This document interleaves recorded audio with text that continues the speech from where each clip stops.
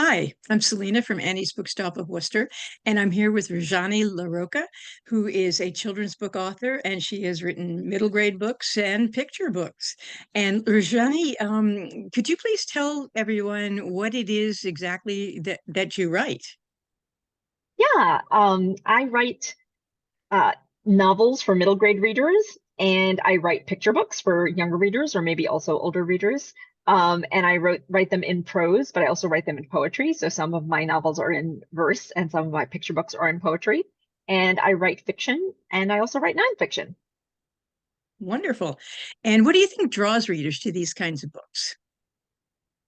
So I think that many kids like all kinds of books. So some people who like fiction also like nonfiction and vice versa.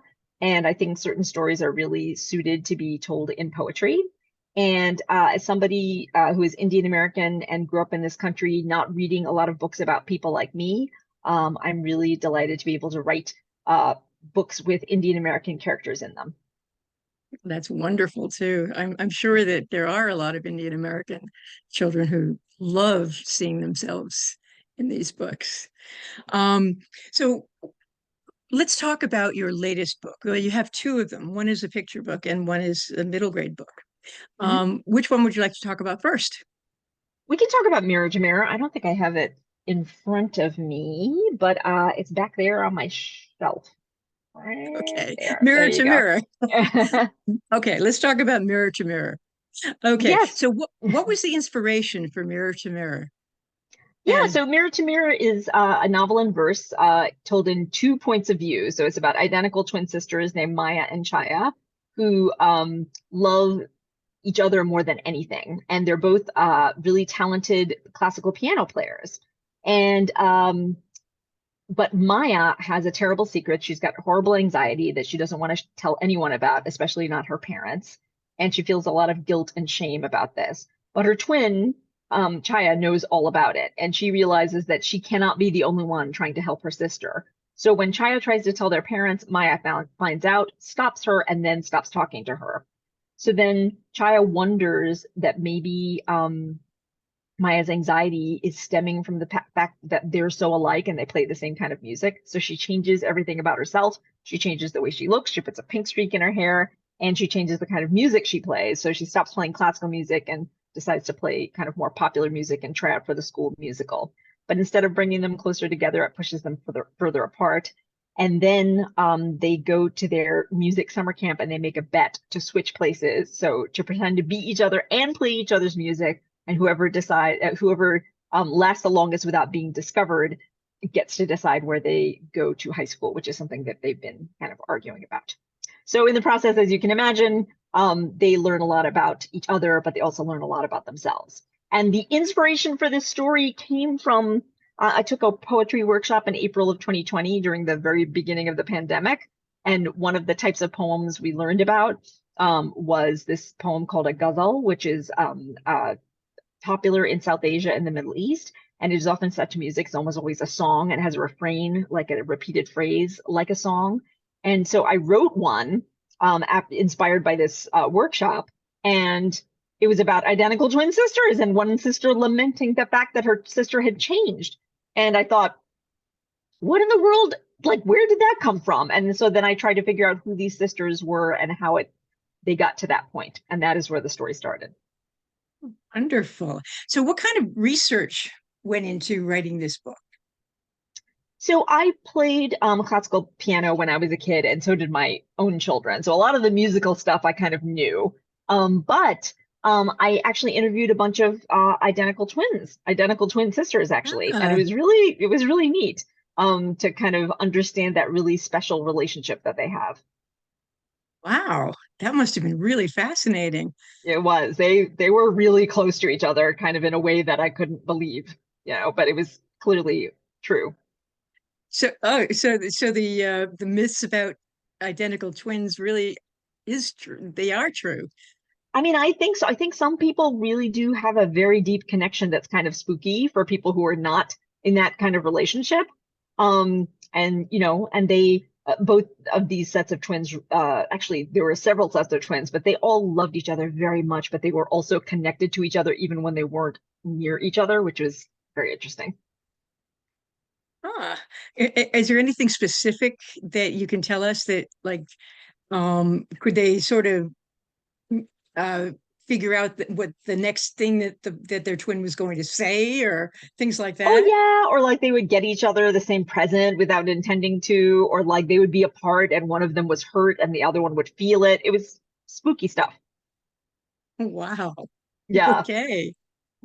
So so what is your favorite research story out of all the books that you've written? That's a great question.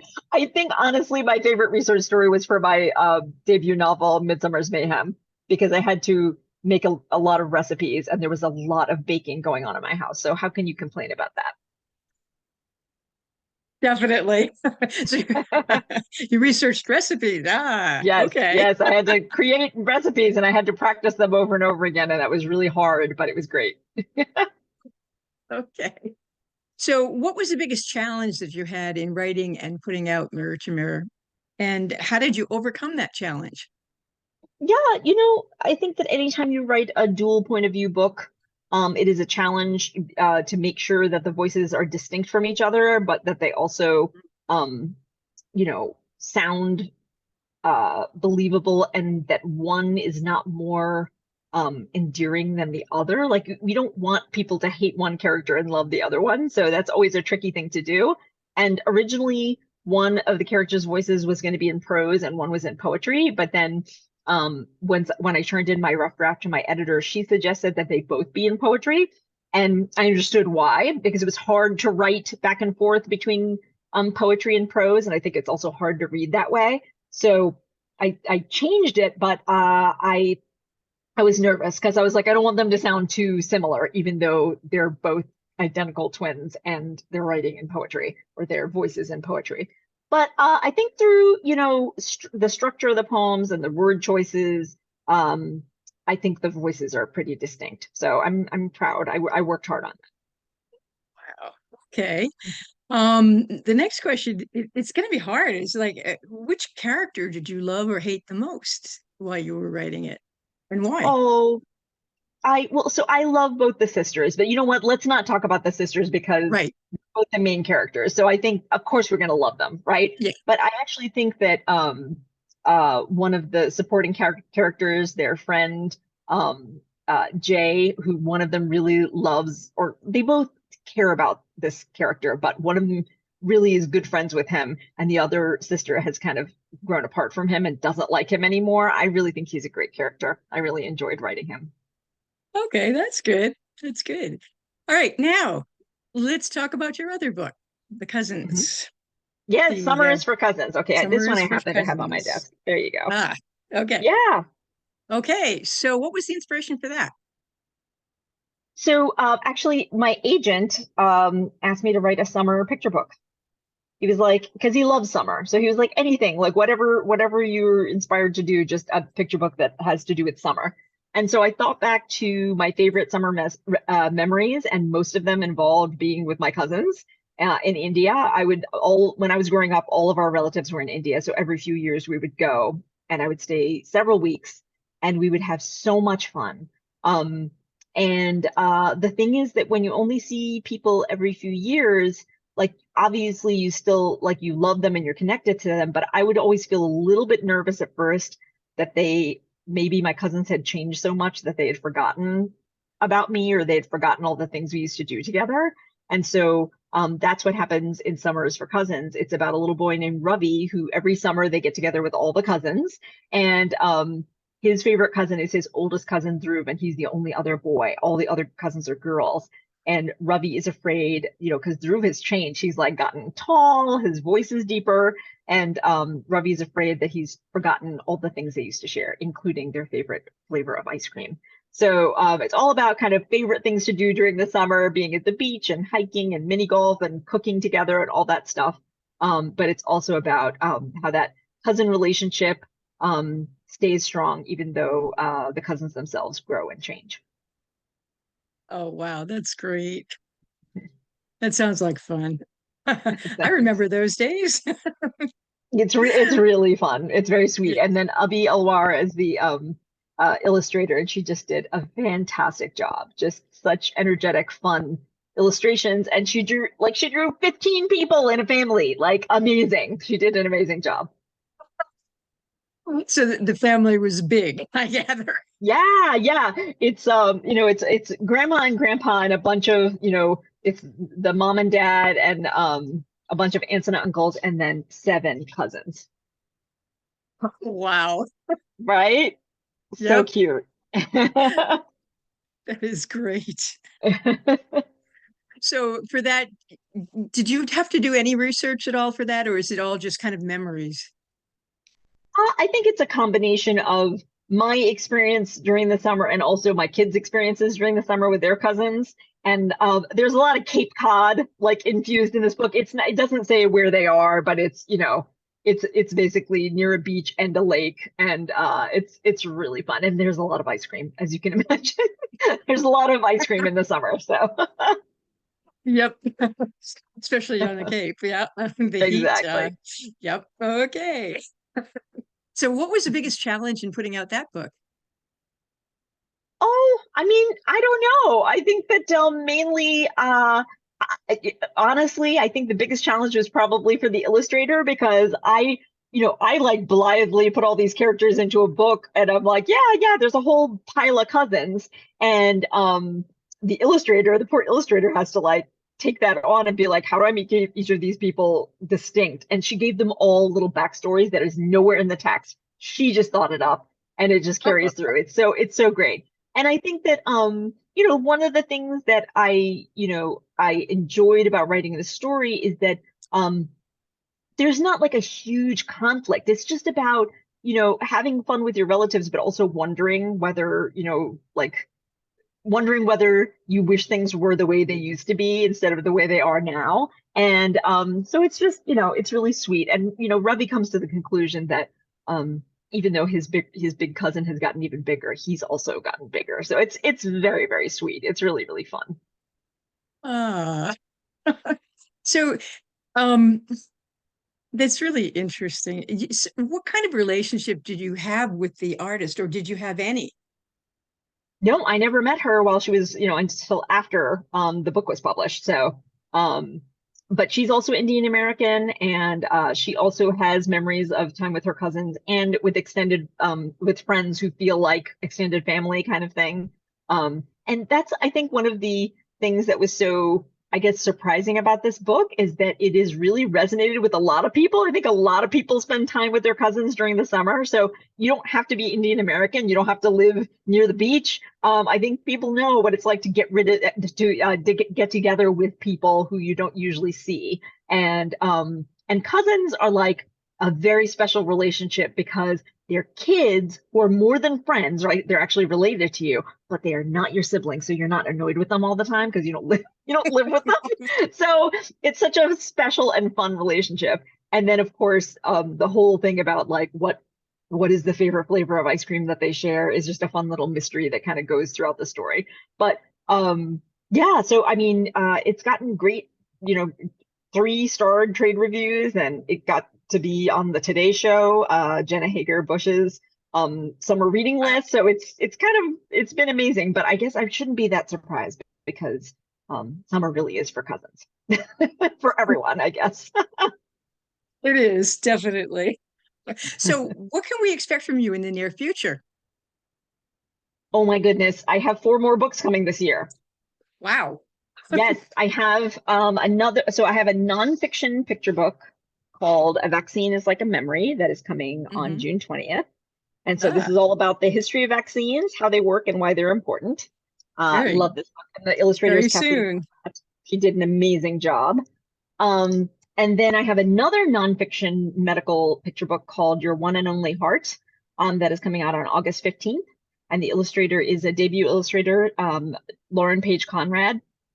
She works in cut paper collage, and her work is absolutely amazing. And that book is written in poetry. It's about the human heart and its contrasting characteristics, and it's told in poems. So the heart is singular and a team player. It is electric and muscular. It is constant and variable. All these kinds of seemingly opposite characteristics of the heart. And it's just absolutely beautiful. And then I have another picture book on September 5th coming out called Masala Chai, Fast and Slow. And it is about a grandson who likes to go fast and a grandfather who likes to take things slow. But every day they get together and they make masala chai, which is tea. And but one day the grandfather sprains his ankle and he can't make chai anymore. So the grandson decides he's going to make the masala chai for him, which, as you can imagine, doesn't go great at first. And then on August 29th, I've got a novel that I co-wrote with my friend Chris Barron. It is an epistolary novel called The Secret of the Dragon Gems. And it is so much fun. It's about two kids who meet at a summer camp, and neither of them has had a good time, but they meet on the last night and they find these interesting kind of silver-looking rocks by a stream. And the rocks remind them of these objects from their favorite fantasy series called The Dragon Gems. So they each take one rock, and one kid goes home to California where he lives, and the other one goes home to Massachusetts where she lives. And then they start writing letters and then emails and then texts and then video chatting each other because strange things keep happening, and they begin to wonder whether the rocks are actually just rocks. That sounds Yes. wonderful. That was a ton of fun to write. Now, your background is medical. Can you explain a little bit about that? Yeah, so I'm an internal medicine doctor. I'm a primary care doctor at Mass General. That's my first job. Your primary job. Yeah. Yeah. So that yeah. is so the research that you had to do for your medical books, or for your heart and your vaccine book is greatly related to your primary job. Absolutely. Absolutely. That's why I write books like that. Exactly. Yeah. Exactly. Yes. Okay. Now I have some questions now about being a writer. What's your favorite part about being a writer on the whole writing and publishing process? Ooh, okay. Some of my favorite parts include, okay, so finishing a draft is really great, right? You feel like I did it. Holding your finished book in your hand is like an amazing feeling, right? But I think the best part is, because I write for kids, is meeting kids who've read your book or kids who enjoy your book. That's like such a thrill, and it's not something you really think about too often until you do it, and then you're like, this is amazing. Okay. And what do you consider the most challenging part of the writing process, and how do you overcome that? I think the most challenging part is that sometimes the stuff you're writing is nowhere near as good as you want it to be, especially at the beginning. And that never changes, which is sad. So I think the way you overcome that is that you tell yourself, remember every single book you write started off not being so great, and then you made it better.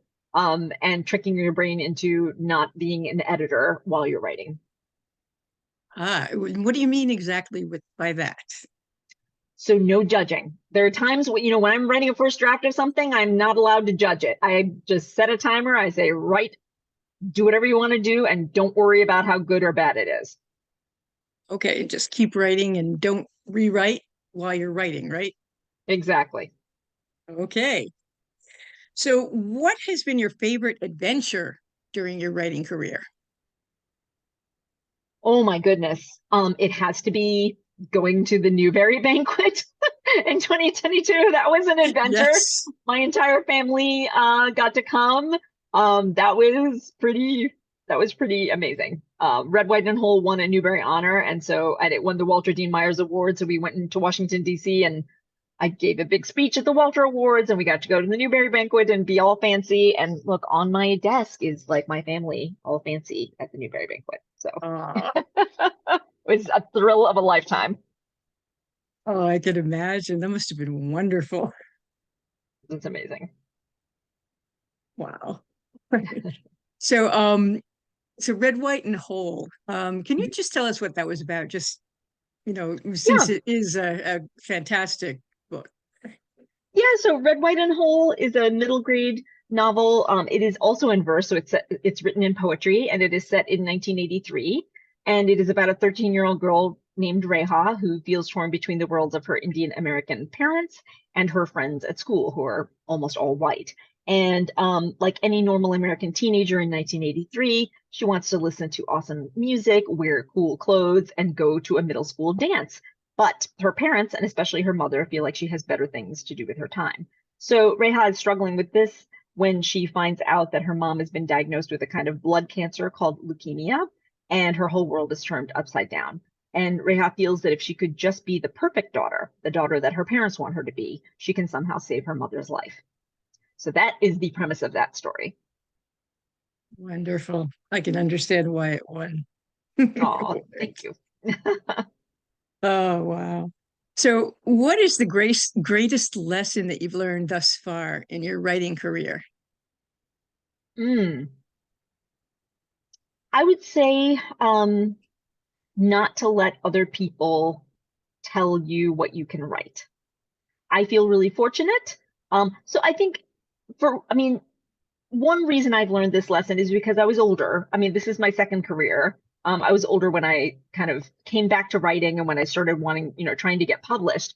And I've always been interested in lots and lots of things. I think that maybe because I came to this as a second career later on in my life, I said, you know what? I'm just going to write all of the things that I'm interested in. Why would I allow anybody to limit that? But I think that I think in general, not just in publishing, but I think in general in the world, people want to categorize other people, right? They're like, oh, you're that person, you write this kind of thing. But I feel like I'm interested in lots of things and I should be able to write lots of things. And, most of my books feature Indian American characters. And you know what? All of us can do all kinds of things, right? We can have adventures that can be funny. We can star in serious books that kind of tug at your heartstrings. We can, you know, uh, have stories that have to do with our background and our culture, and also be in stories that don't really have that much to do with our background and our culture. And so I just feel like I'm really fortunate in that I get to explore all these aspects of character and tell all kinds of stories for kids. It's wonderful. So, what piece of advice would you want to share with other writers? Mm. Um,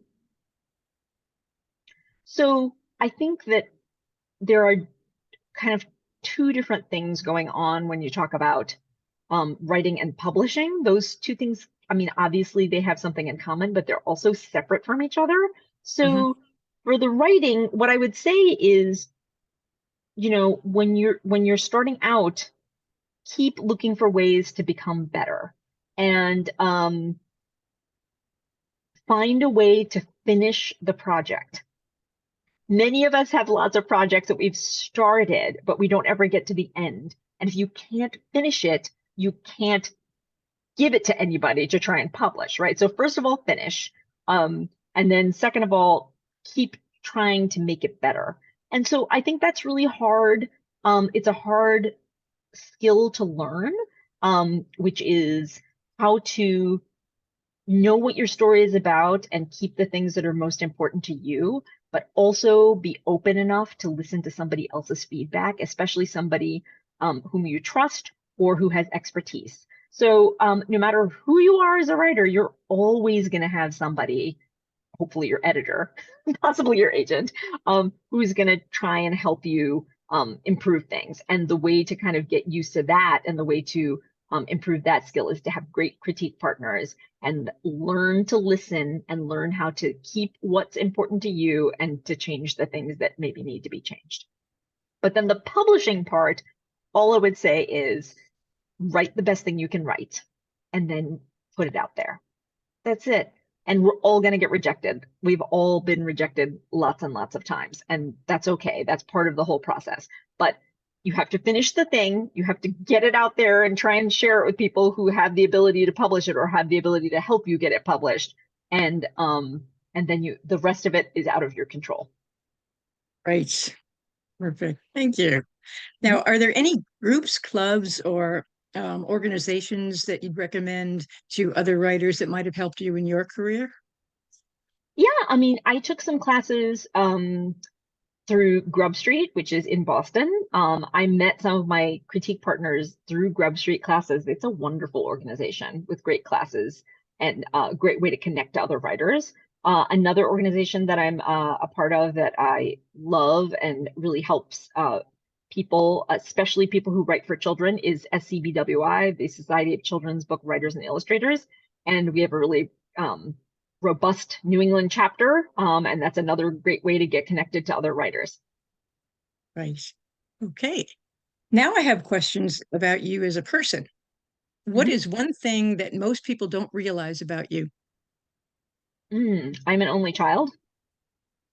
I read a lot about siblings, but I don't have any.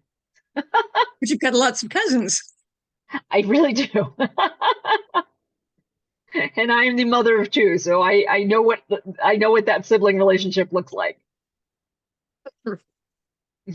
Fighting and loving.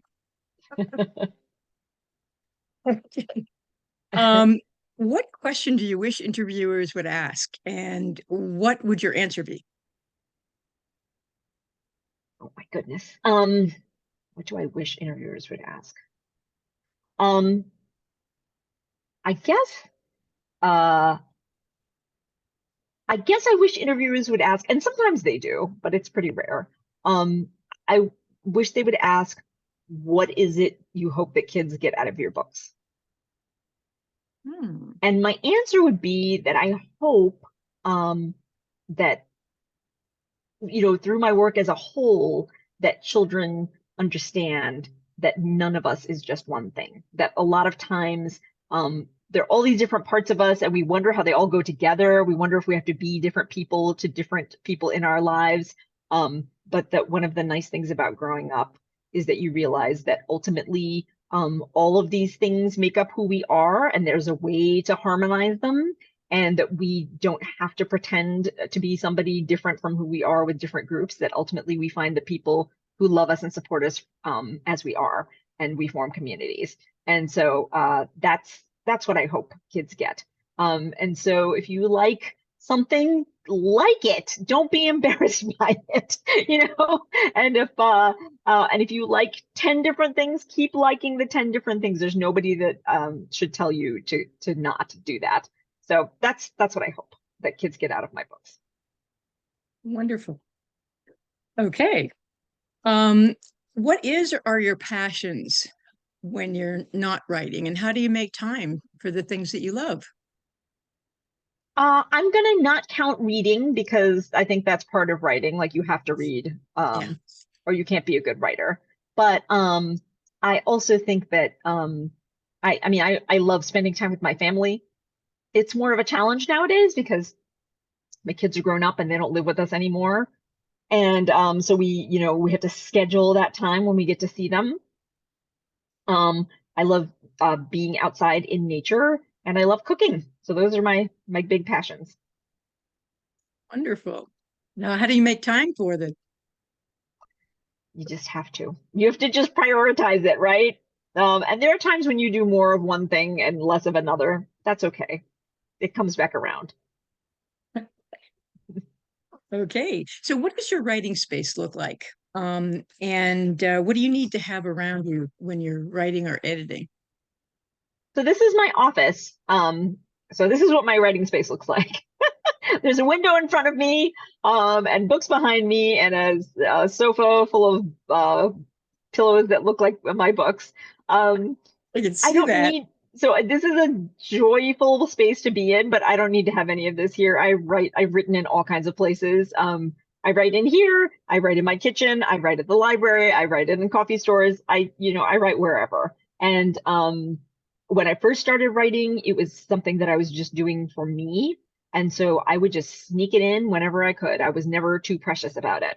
Sometimes I'd have 15 minutes waiting for the kids to come out of school in my parked car, and I would write, or they'd be at their piano lesson and I would write while they were doing their lesson. So I don't need anything other than my laptop. I don't usually write by hand because I can't read my own handwriting because I'm a doctor. Yeah, most doctors have writing that's horrible. Yes, once upon a time I had really nice handwriting, but that's not happening anymore. Um, so is there any drinks, food, or anything like coffee or whatever that you like to have with you when you're writing? Um, so I mean, usually I only drink coffee first thing in the morning. So I usually am drinking water or maybe tea. That's it. Okay. And when you're writing, do you prefer music or silence? And if it's music, what kind of music? I prefer things to be silent. If I do listen to me, so when I was revising my Midsummer's Mayhem, somehow I was listening to the Game of Thrones soundtrack because it was beautiful classical music. If I listen to music, it can't have lyrics in it. Red, White, and Whole, which is set in 1983, it features a lot of 80s songs, and I did listen to a lot of music from 83 and 84 when like during the time that I was writing it, but not while I was actually writing. I would listen to it like when I was cooking or doing whatever, something else, and it would inspire me, but not while I was writing because the lyrics will interfere with what I'm actually trying to write. Right. So writers very often have furry or feathered or otherwise non-human companions to help them through their work. And do you have any, and do they help or hinder you? Oh, my little doggy Boomer, he is such a good boy. He's the best. Um, I mean, he hangs out with me, but he's not the kind of like, you know, I'll hang out under your desk while you write all day, kind of dog. He has his own space. Sometimes he gets too hot, I think. But he's always an inspiration and he's, absolutely beautiful. Let me see. Okay, he's not in the room with me, but let me see if I can show you a picture of him. He's so sweet. He often has a bow tie on. Oh, Yeah, he's absolutely love the adorable. bow tie. Yeah, he's great. Yeah, he's the inspiration for lots of things. I think that here's the thing. When you're walking a dog, that's when some of the best ideas happen. Because Hmm. you have to pay I attention can to see the that. dog, but you're out in nature and you're not really like there's no point other than just kind of walking around, and so your brain does all its subconscious thing. Hmm. Hmm. As Jane Yolen once said in um, a seminar, you find ideas for stories in anything, in everything. Yes, And walking a dog absolutely. is a perfect thing. Yes. That's wonderful.